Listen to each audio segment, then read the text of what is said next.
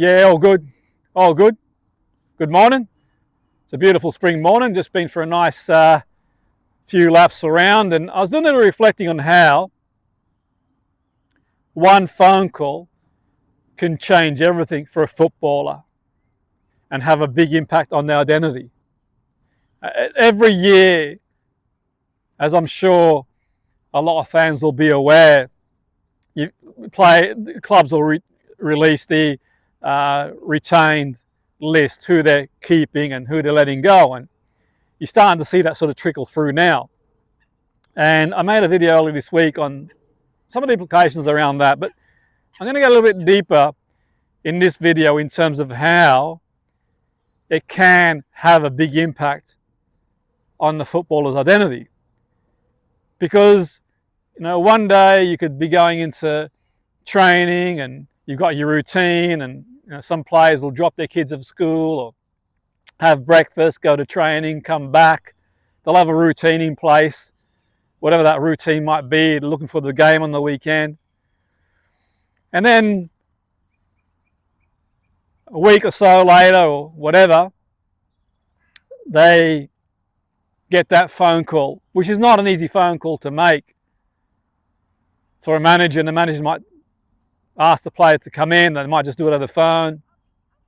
They'll have their own way of sort of letting the player know. And obviously that has a big impact on the player on a lot of levels. Obviously sort of like, not being retained financially, on a number of areas. But one area that generally isn't probably talked about as much is the identity. And the identity, when I say identity, it's the identity the player has, being a footballer. And that kind of extends, because they could have been in that club for a number of years. They could have been in that club from 9-year-old. That club might be a big part of their identity. The club they represent, the town, could even be where they grew up, so to speak. So there's sort of variable permutations on the player's identity. Not to mention, they might have their kids going to school, they're settled. They might have roles in the local community, friends and other stuff. They've built friendships. And look, players are aware of that, obviously, when they go into the career of football. And I'm speaking about this from my perspective, by the way, having worked as a performance coach at pro and semi-pro level, and having worked with individuals at pro and semi-pro level. So this is purely my perspective. Others might think differently. But that identity that's literally sort of stripped away with one phone call can have a huge impact on the player, how they see themselves. Because one day they have this perception of themselves as being a footballer for that team, and the next day it's like, okay, the silence is deafening. Now, what now?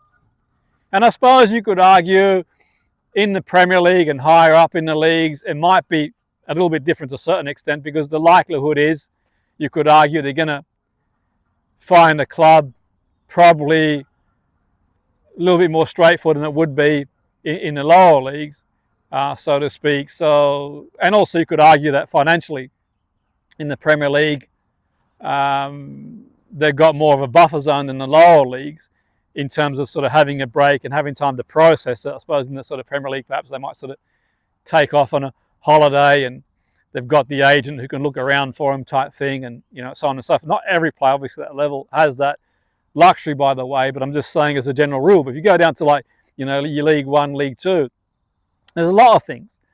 There's not just the financial things in the player's mind, the mortgage, the school, and other stuff that sort of goes with it. There's also the identity. For some players, it might be, will I find the club again? And whilst I think, in my opinion, objectively, I think players' well-being, what's offered for player well-being has improved. You've got like the PFA, and clubs definitely, from what I can see, take it a lot more serious than many years ago. What I would say, obviously it is what it is. You know, players one day training, got this routine and sort of planning and going out to play game in front of fans and the buzz of that sort of stuff, till the next day it's like, okay, well, you're not needed anymore. There's also the rejection too.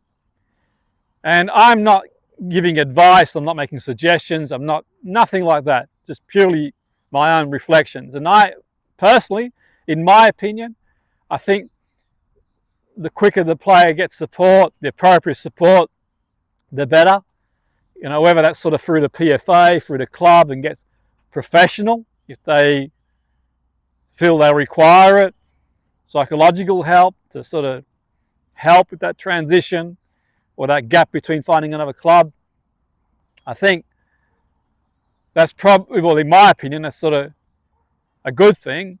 But equally in saying that, I think, and this is purely anecdotal and sort of my sort of thoughts, I think time to process what's happened can be useful.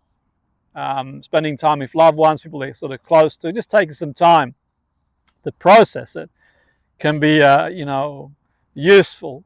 But I think equally trying to find some sort of routine, you know, whether they sort of carry on training with, you know, qualified trainer to make sure they sort of keep in shape as and when the next opportunity comes up, whether they look at sort of speak to careers people and see what other options they have as well, be it studying, be it business, be it job as well, looking into other things as well, whether they've got like an agent looking at sort of clubs or using contacts as well.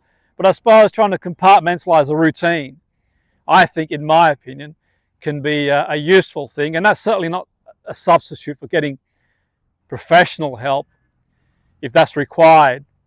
The help with that sort of loss of identity, that sort of the rug being swept from under the feet of the player.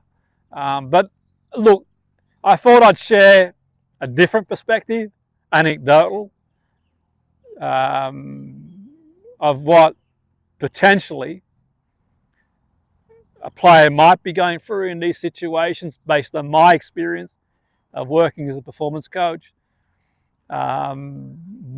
within professional and semi-pro football, and also of individuals in sort of years gone by. So that's sort of my take on it. You know, you might see it differently. It's always great to hear different perspectives. But yeah, you know, that phone call can be completely life-changing, you know, for a player. And I suppose another story for another day, for the players who do get retained, sometimes you got that kind of, that sort of, particularly if they got friends who've been released, that kind of guilt type thing, especially if they've known teammates for all their life and one of their teammates has been told, we're not keeping you, they're not going to stay at the club, and they are, and that can have its own implications. But, and like I said earlier, you could argue that players are aware of these realities when they sort of sign up to go into football, that's for sure. But equally, all things said and done, I don't think that makes it any easier for a lot of players being aware of the implications, because it is what it is. It's a difficult sort of transition to make. But that's my take on it. Always great to hear your take on it as well.